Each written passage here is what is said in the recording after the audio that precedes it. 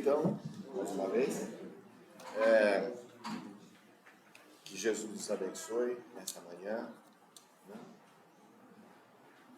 Lembrando que nada desses conteúdos pertence à doutrina, pertence aos livros, às palestras. Mas eu agradeço por ser um pequeno aqui instrumento do conteúdo consolador, esclarecedor da doutrina espírita. Eu agradeço sempre essa oportunidade. E eu me sinto parafraseando o irmão Jacó, como eu disse a semana passada, é apenas um doente que vem compartilhar o remédio, né? Todos que procuram a casa procuram por ajuda, e tem essa ajuda, e a gente só vem aqui compartilhar essa ajuda, que é o remédio que nós recebemos. Hoje eu vou falar, lembrando, obviamente, da semana de Natal em relação a Jesus, não tem outra palavra do que simplicidade, em que ele representou, dentre todas as outras as coisas que ele nos ensinou, nos deixou a sua simplicidade. Então,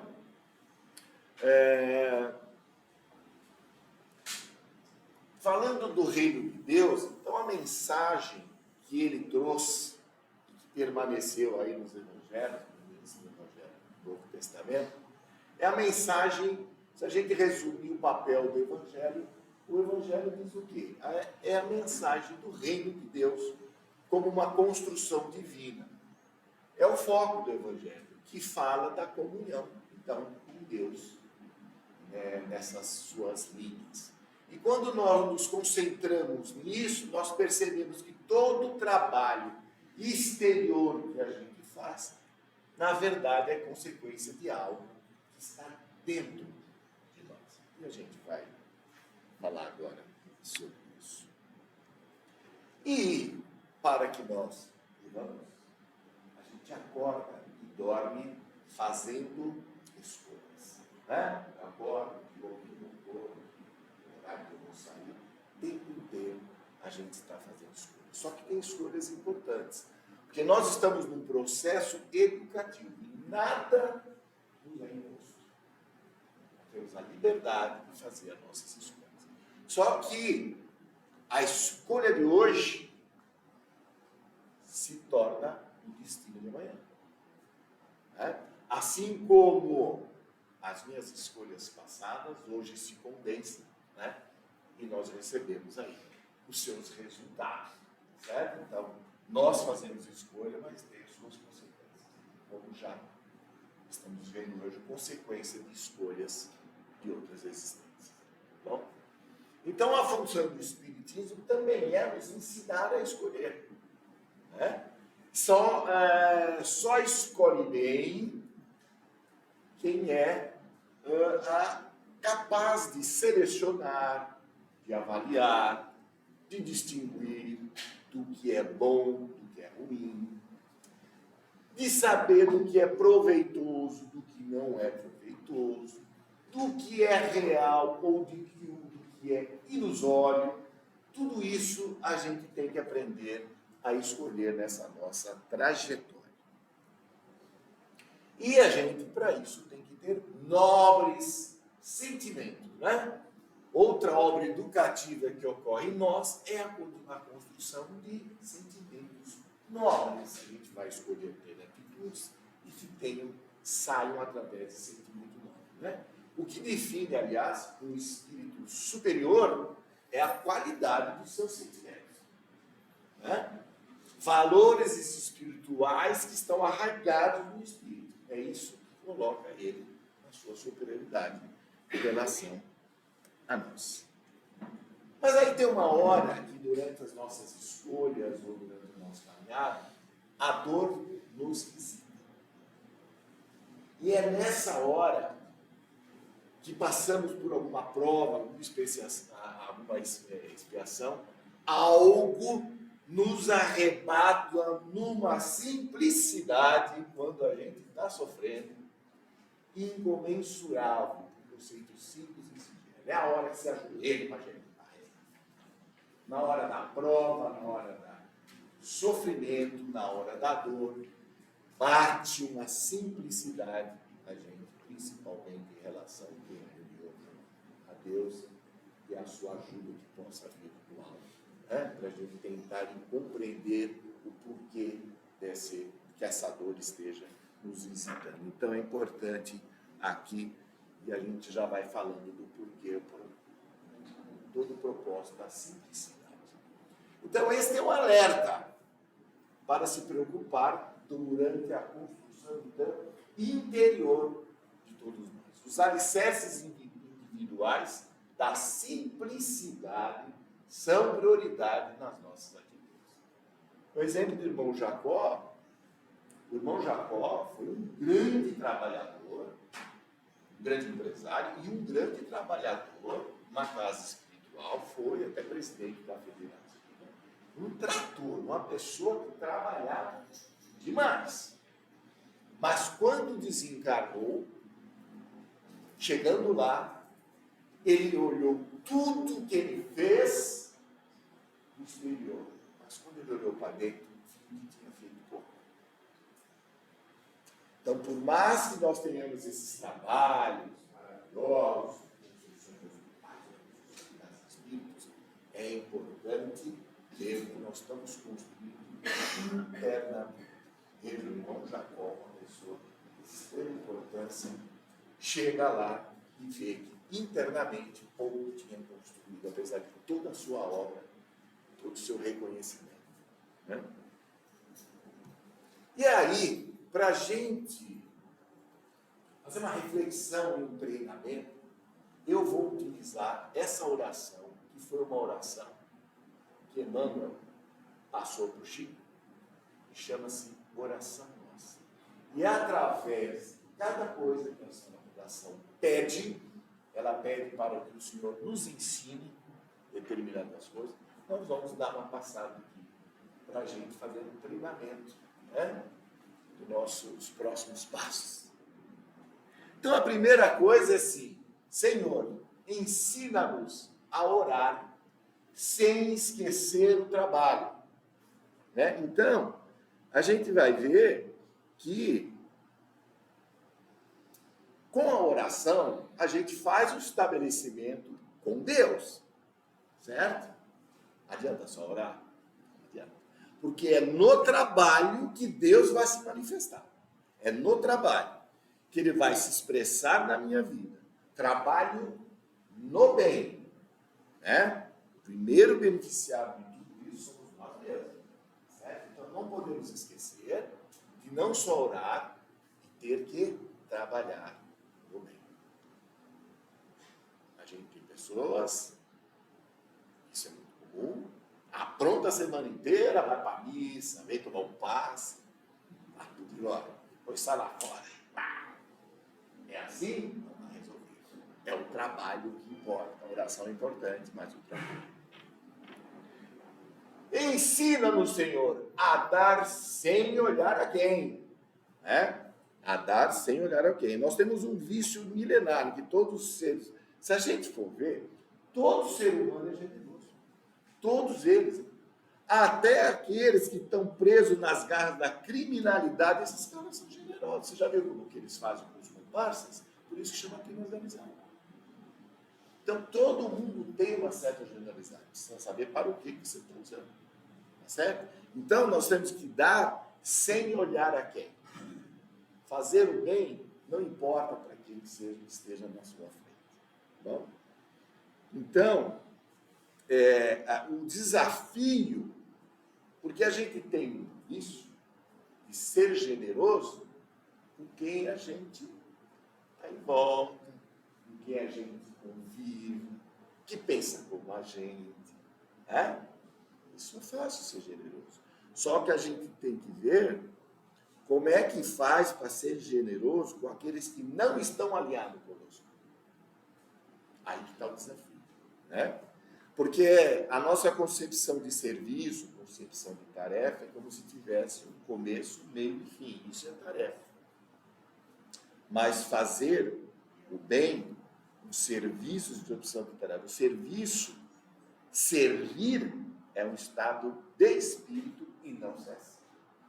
Então não é uma pequena tarefa, certo? E em muitas encarnações nós fomos viciados no ato de ser servido. Não está errado ser servido, mas não adianta ficar só nisso. Né? Às vezes ele está precisando, precisa ser servido, mas não pode ficar só nisso. É importante servir. Tá bom? A sofrer, ensina-nos, Senhor, a sofrer sem magoar, seja quem for. A sofrer sem magoar. Essa aqui é a mais difícil. Porque o difícil não é só sofrer. É que nós ainda levamos os três com a gente. Né? A gente não sofre sozinho. A gente sofre e ainda acaba envolvendo umas três pessoas com a gente. Né? Então, sem magoar, seja quem for.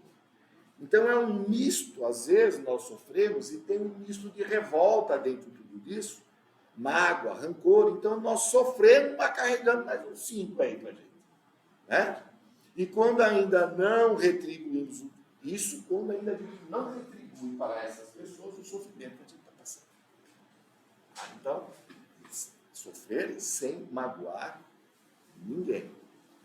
Tem uma passagem que Chico conta. O Chico tinha um amigo que andava muito com ele, chamava Arnaldo. Ele chamava de Naldinho, né? E uma vez o Arnaldo estava sempre aquele jeitinho simplório do Chico Xavier, acidado, andando devagar. Né? E o Naldinho estava reclamando da vida, que estava sofrendo, tendo uns problemas lá no trabalho, e estava ali angustiado. Aí o Chico, com aquela simplicidade dele, falou assim, não estou tão feliz. Eu falei, mas não é possível, Chico. Você está feliz? Eu estou aqui me arrebentando. Você está feliz com o quê? Com a minha desgraça? Ele falou, não. É que hoje você está apanhando, antes você só batia. Entendeu? Então, é isso aí. Nós vamos sofrer, nós vamos apanhar. Porque um dia nós já batemos muito. Né? Se não estivermos batendo ainda. Então, vamos sofrer sem magoar, seja quem for. Bom? Mais uma passagem dessa nossa oração. Ensina-nos, Senhor, a progredir sem perder a simplicidade, que a gente está querendo falar aqui, né? É um grande desafio, porque geralmente, aqui na Terra, ou até às vezes dentro do seu espírito, na escola, a gente dá uma evoluidinha assim, intelectual, uma evoluidinha moral, a gente já fica um pouco vaidoso, né? Então a gente tem que progredir, moralmente, principalmente, sem perder a simplicidade. E aí, um exemplo de simplicidade, assim, enorme, é o diálogo de Jesus com Pilatos. Né? Nesse diálogo de Jesus, veja bem, ele, o governador do planeta, Pilatos, governador da Judéia, amando do governo de Roma. Eu te pergunto, cadê a Judéia? Cadê Roma? Mas, mesmo ele ali, governador do orbe, disse para ele, para Pilatos, nenhum poder teria sobre mim se não fosse concedido pelo homem. Olha, ele mesmo naquele momento ele estava respeitando. Você tem um poder sobre mim. E se você tem, é porque veio pelo homem. Ele não perdeu a simplicidade. Então, a gente vai aprender, a gente vai aprimorar, a gente vai ficar bom em determinada tarefa, a gente vai se tornar competente em determinadas coisas, mas a gente não pode perder a simplicidade. Certo? Muito bem. Seguindo a oração. Senhor, ensina-nos a semear o bem sem pensar nos resultados. Né? Sem pensar nos resultados. Porque os resultados são do Criador. Né? A lavoura é nossa, mas os resultados é do Criador. Né? E aí, eu vou contar uma outra passagem interessante sobre esse aspecto. E foi com Francisco de Assis. Poxa, quem não sabe da história dele, lá no tudo que tinha de material, seguiu a sua vida sem nada material, fundou ali os franciscanos e trabalhava. Mas um dia, já no final da vida, o Francisco, né, Francisco de Assis, ele estava ali triste. Ele estava triste porque a obra que ele havia inaugurado desde o início já não estava seguindo os rumos que ele imaginava no início, né? Então, os franciscanos já estavam perdendo a simplicidade com a qual ele começou todo o seu trabalho, né? E aí, então, ele foi visitar Clara. Clara era uma amiga dele. E ele foi lá, né, com aquela carinha de os olhinhos de galibotas, triste. E ela, mulher, né? Mulher tem uma percepção. E olha só o que a Clara olhou para ele e disse: Pai Francisco, chamava ele de pai. Pai Francisco, eu vejo que você é uma pessoa muito apegada aos bens. Meu Deus do céu! Falar isso de Francisco de Assis no final da vida, ele falou: todo mundo arregalou o olho. Como assim apegado? No que eu sou apegado? Eu larguei tudo que tem de material na vida, nunca dei importância para isso. Todos ficaram perplexos. Pai Francisco, você se desapegou de todos os bens materiais, mas ainda tem um apego que te prende ao mundo. Ele falou: pelo amor de Deus, me diga qual é. O que é que foi que eu ainda tenho apego? E ela disse, é assim, o apego à obra. A obra não é tua. A obra é do Cristo. E você está pegando. Olha só. Coisa que nem São Francisco pensa. Que lição, né? Aí ele, até um sorriso. Ai, que susto, pô. Pensei que eu já estava materialista aqui. Mas não, tirou aquela tonelada. Então ele entendeu que a seara não é nossa. Nós somos peças, instrumentos. Mas a obra não é nossa. A obra é do Cristo. É Ele que está nos comandando e que está fazendo com que esse planeta evolua. É dele. Né? Então, uma hora nós somos convidados a dar uma colaboração e uma outra nós somos convidados a sair dessa obra. Uma hora eu sou convidado aqui da palestra, eu vou falar: meu, chega, agora você senta ali, né? Sei lá, um dia eu ficar velhinho e começar a falar besteira, você põe para sentar ali. Fala assim: acabou, uma hora nós somos chamados para colaborar, outra nós somos chamados para sentar, porque não é nossa obra, é do Cristo. Somos apenas instrumentos. Tá bom? Muito bem. Desculpar sem comissões, hein? Temos que desculpar. Aqui não tem muito que discutir. É se desculpar e cá. Tem que desculpar as pessoas, perdoar, sem qualquer condições envolvidas. E ponto final. Certo? Tem muito. A marchar para a frente sem contar os obstáculos. Ensina-nos, Senhor, diz a oração. A marchar para a frente sem ficar contando os obstáculos. E por que isso acontece? Porque quando nós estamos começando um trabalho, assim, a gente está entusiasmado, né? Seja no trabalho, seja na família, seja na escola, seja no centro espírita, a gente fica entusiasmado. Aí, né? Vai encontrando a turma, alguns que você não se deu muito bem nas outras existências, e agora vocês estão juntos de novo, aí a turma vai pegar, né? Então, está tudo entusiasmado, e aí vai. Muito bem, vão surgindo obstáculos, né? E a gente às vezes perde a alegria de viver, de marchar, porque a gente se torna contabilizador de obstáculos. Só fica pensando nos obstáculos da vida. Então, se você parar agora e ficar somando todos os obstáculos que você passou, você quer desencarnar agora. Você fica pensando no problema. Então, olha só, nós precisamos aprender a contabilizar as bênçãos que a gente recebe. Então, tem que parar de contar os obstáculos e começar a contar as bênçãos que ocorrem na nossa vida. Certo? E aí, isso nos ensina a superar.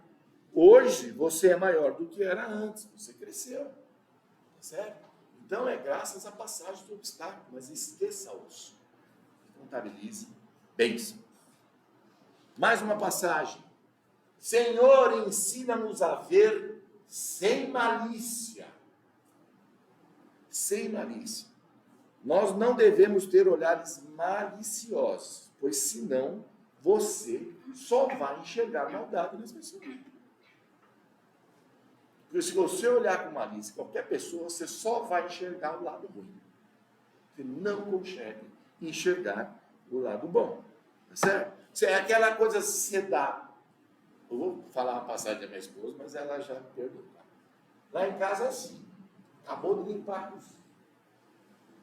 A bicha tem os olhos, ela vai no chão, o dedinho gruda assim. O que você comeu aqui? Não é possível. Mas não é possível. É a mesma coisa. Você dá um lençol de 1 km², a pessoa, mas tem um pontinho de sujeira. Porque você está olhando, só olhando o lado ruim. E o resto que está limpo? E o lençol de 1 km², mas esse pontinho aqui, ó, está sujo. Então, você tem que parar de ter. Porque acontece que a encarnação é uma máquina de lavar. Certo? Você joga dentro, ó, a vida, a encarnação, aí depois sai, a sujeira fica. Você vai querer se concentrar no quê?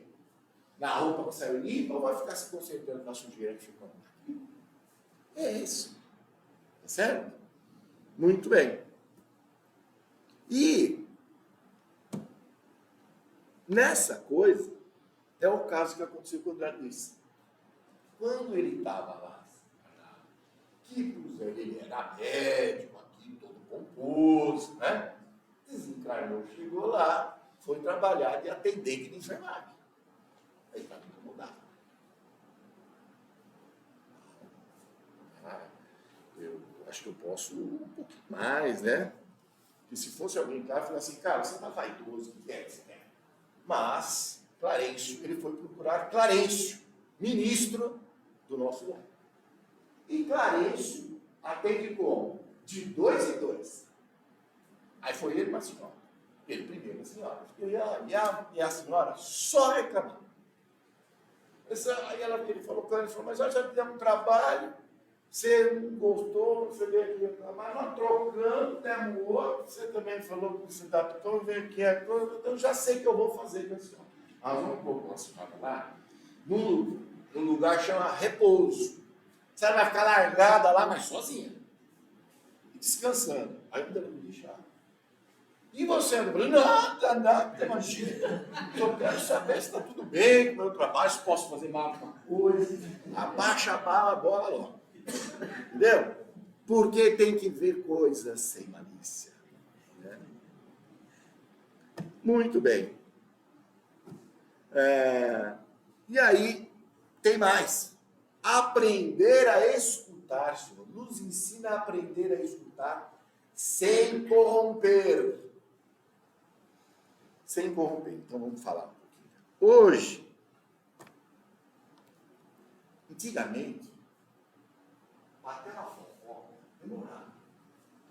Tinha que ir um parente lá do interior, né? E chegava e falava, você sabe a fulana? Não, você não sabe o que aconteceu. Aí, pá, mas demorava mesmo para chegar no foco. Hoje, a gente está moderno. A fofoca é andar online. É na hora. Não é? Você sai, daqui a pouco está por ir para voltar o que você falou. Então, por que a gente está falando? Porque a nossa capacidade de fofocar ampliou muito. Né? Ampliou muito. Agora em tempo real. Então, a gente tem que saber escutar sem corromper os assuntos. Porque o que você está escutando é apenas uma versão de alguém. E você vai e solta. Né? Aí, por exemplo, deu aqui um problema na casa espírita. Aí um falou, aí o outro falou que foi. Na hora que chega ali, está um tumulto, todo mundo, mas escuta aí. Aí eu falei, escuta, o que aconteceu? É que você falou isso para mim? Eu não falei isso aí, não. Ah, não, eu não falei isso. Por quê? Porque quem escutou fez uma coisa, foi para o outro, que o outro, quando vai ver, está todo mundo em polvorosa, todo mundo se degladiando. Então tem que saber escutar sem corromper, sem distorcer. Tá certo? Então, e na família, então, não acontece, né? Vamos lá. Mais coisa. A falar sem ferir. Eu vou falar umas boas para ela. Mas, quero saber. Fui lá, minha mãe, falei, xinguei a mãe. Falei tudo que ela disse. É assim. Porque a gente tem que falar sem ferir. Certo? Então, quando a gente vai falar a verdade e você está nervoso, junto vem um desejo de ferir, de machucar. Não adianta querer falar com alguém, não, você está nervoso. Não vai ter ajuda. Vai ter agressão. Você vai lá para machucar a pessoa. Você não vai lá para falar umas boas. Não é assim que é o adequado. Então, você quer falar alguma coisa? Fala, pô, meu amigo, vem cá, vamos analisar aqui. Acho que não foi muito adequado o que você falou, o que você fez. Vamos ver essa próxima vez. Isso é a forma de falar sem ferir. Tá certo? Muito bem. Mais entendimento aqui. Ensina-nos a compreender o próximo sem exigir entendimento. Não adianta você querer entender e depois querer ser entendido, viu? Uma coisa não é simples assim. Tenta entender que tá bom. Né?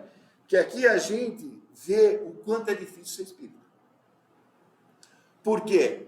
Quanto mais tempo você tem de espiritismo, mais entendimento da vida você tem. O que significa que você vai compreender muito mais do que ser compreendido.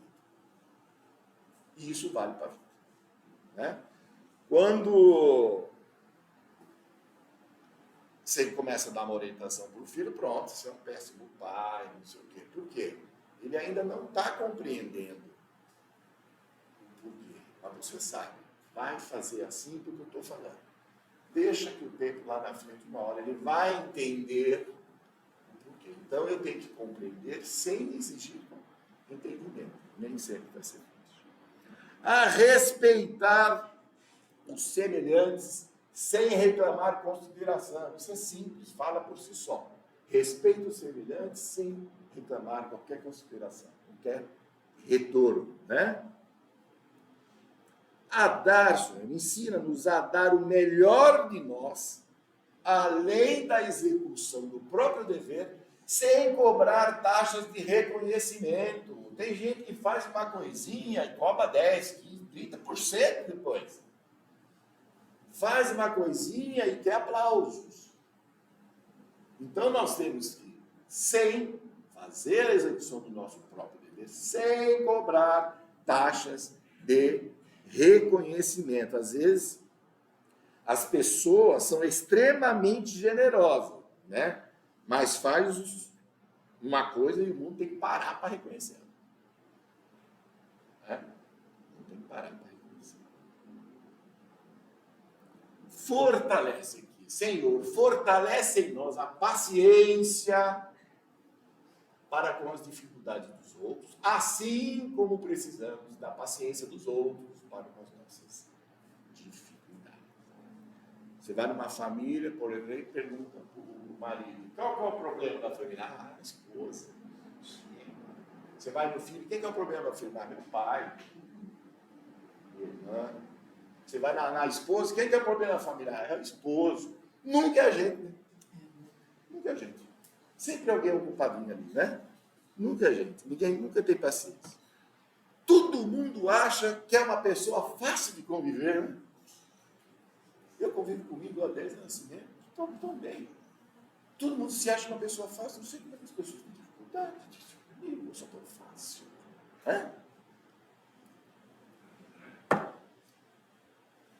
Tem gente que põe coisa no Facebook, escreve coisas que é incapaz de ouvir. Na hora de escrever é fácil. Mas vai falar para ela aquilo ali. Ela não tem capacidade de ouvir, mas para falar, ela não tem paciência para ouvir. Né? Então, a gente tem que fazer sem... Porque, sabe, a gente fere o outro, não dói na gente, né? Vamos lá, seguindo. Auxilia-nos, está acabando, tá? Auxilia-nos, sobretudo, a reconhecer que a nossa felicidade mais alta, a felicidade mais alta, será invariavelmente aquela que cumprir ter os desígnios onde queira hoje aparecer. Então, a minha felicidade está vinculada a eu cumprir os desígnios de Deus. E não tem outra felicidade. Não tem outra. Não é ganhar nesse mega da virada que tu não jogou, viu? Vai achar que vai ficar feliz, né? Ah, agora eu vou. Não. É quando você cumprir todos os desígnios. Né? E você sabe que você só começa a fazer uma oração com Deus quando você tem uma DR com Ele. E quando está tudo bem, a oração é muito formal, né? Pai nosso, está no céu, santificado seja o vosso nome, venha nós o vosso reino, seja feita a vontade, sentar como no céu. Vamos dormir. Está sem problema, está tranquilo, é fácil, é formal a oração. Mas na hora que tem um problema, né? Aí tem gente que começa assim, excelentíssimo Senhor, Vossa Excelência, não adianta. Não adianta, né? Às vezes você ora assim, pai, eu não estou te compreendendo, deve estar vendo alguma confusão. Aí começou a oração de verdade. Aí começou a sua relação verdadeira com Deus. Mas, doutor, acho que eu uma confusão aí, algum problema. Eu queria que o senhor pelo menos me esclarecesse umas coisas, o que está acontecendo comigo, né? Aí você começa a interagir. Que a coisa mais difícil que existe é cumprir o desígnio de Deus, como a gente disse. Jesus olhou para Simão e falou, crê que eu te levarei onde não queres ir. E ponto. Porque é bom demais a gente ir para onde a gente quer ir, né? Então Deus diz agora, você vai para lá. Eu falei, não, mas eu quero ir para lá. Não, mas eu quero você lá. Não, mas eu quero ir para lá. O espírita é muito bonitinho quando ele está no início, né? Ele está sistematizado a doutrina. É bonito de ver. Aí ele senta, ele é mais entusiasmado, né, quando ele nisso. E Deus, inteligência suprema do universo. Fala. Aí é soberanamente justo, porque não tem ninguém mais justo e bondoso que Deus. Nem minha mãe falou, nem tua mãe. Não tem. Soberanamente justo. Aí tem um probleminha com você. Aí você para e fala assim, você é tão inteligente assim. Pode ser, pelo menos comigo, parece que está tendo um problema aí nessa inteligência. Você entendeu como que é? A gente sempre é muito carente. Está difícil de aceitar essa inteligência suprema, entendeu? Estou achando que, de vez as Deus dá as bobeadinhas. Também comigo. Também comigo. Então é difícil de aceitar, muito menos compreender. O tempo passa, as coisas curam, alguém pergunta e você aceita, sim, aceitei tudo, compreendeu? Não, compreendeu, não compreendi. Eu aceitei, eu passei a falar a verdade. Se eu compreendi, eu não compreendi, não tem problema. Lembra na outra? Não queira ser compreendido. Né? Então as coisas de Deus são muito naturais, porque Deus não aparece. Deus não aparece. Como diz Humberto de Campos, Deus não concorre com a vaidade das criaturas humanas. Ele não concorre com a gente. Ele está tranquilo. Deus nunca vai disputar o holofote com você. Você vai brilhar e ele vai se esconder. Aqui vem a lição.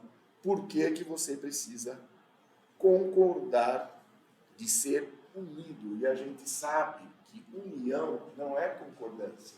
Senão tinha um casamento. Né? O casamento é discordância. É saber sobreviver com discordância. Assim como outros relacionamentos. Né?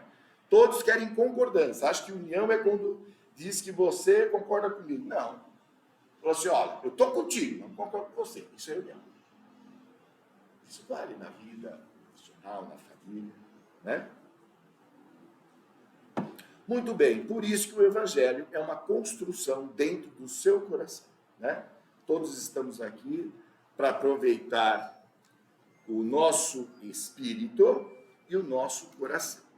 E eu vou encerrar com uma música que eu vou colocar, que vocês... Eu vou deixar até a letra, para quem conseguir ler ou quiser acompanhar, ou quiser só escutar. É uma letra, para variar, de um mineiro, simplesinho. É uma letra muito profunda e ela vai tocar, você vai ver, com algumas frases daquilo que a gente falou aqui. Certo? De não compreender, dessa vida louca que está o mundo, o amigo não é amigo de ninguém, que você tem 500 amigos, não interessa, não é amigo disso, não é amigo. Então, eu vou colocar e a gente encerra, tá bom? É bonitinha.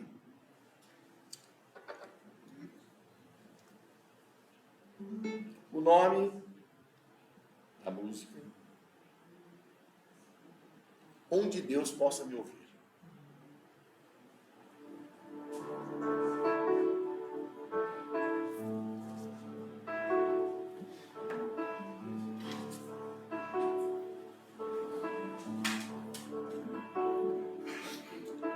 Sabe o que eu queria agora, meu bem? Sair, chegar lá fora e encontrar alguém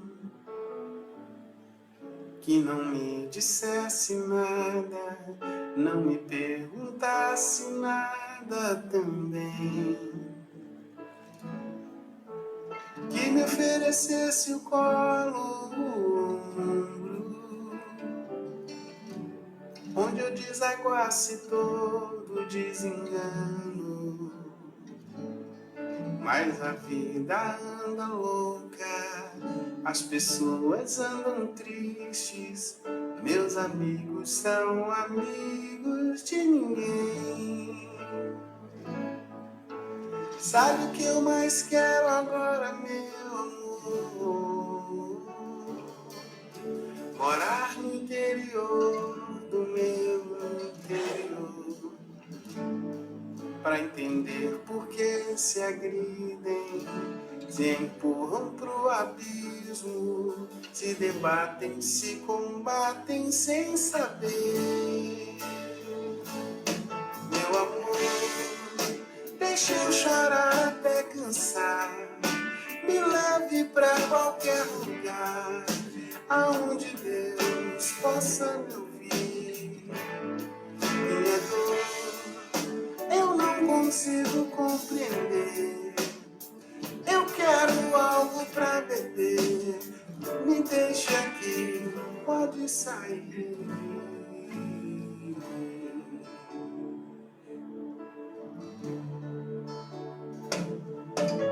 Sabe o que eu mais quero agora, meu amor?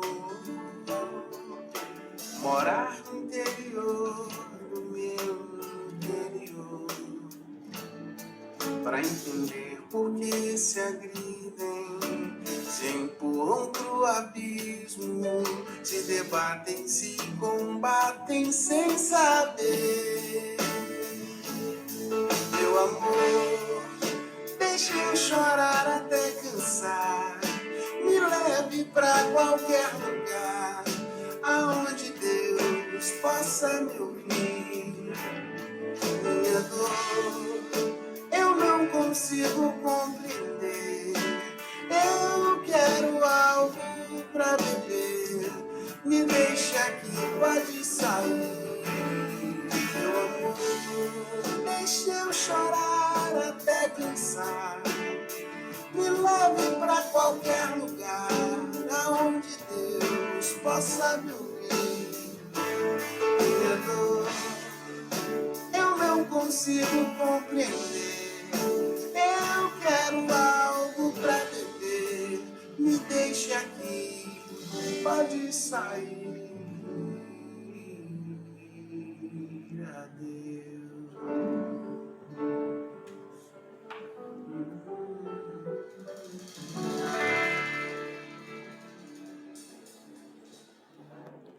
Esse é o Vanderlei, infelizmente, ele faleceu em 2016, com 50 anos, um infarto agudo dentro da sua casa. Mas tem letras maravilhosas, eu acho que essa letra reflete bem do que a gente conversou, no interior do meu interior, em lugar. Deus possa. Esse é o Vanderlei. Bom Natal para todos, não esquecendo, o motivo maior de comemoração dessa pessoa está sempre. Acho que eu vou. É verdade.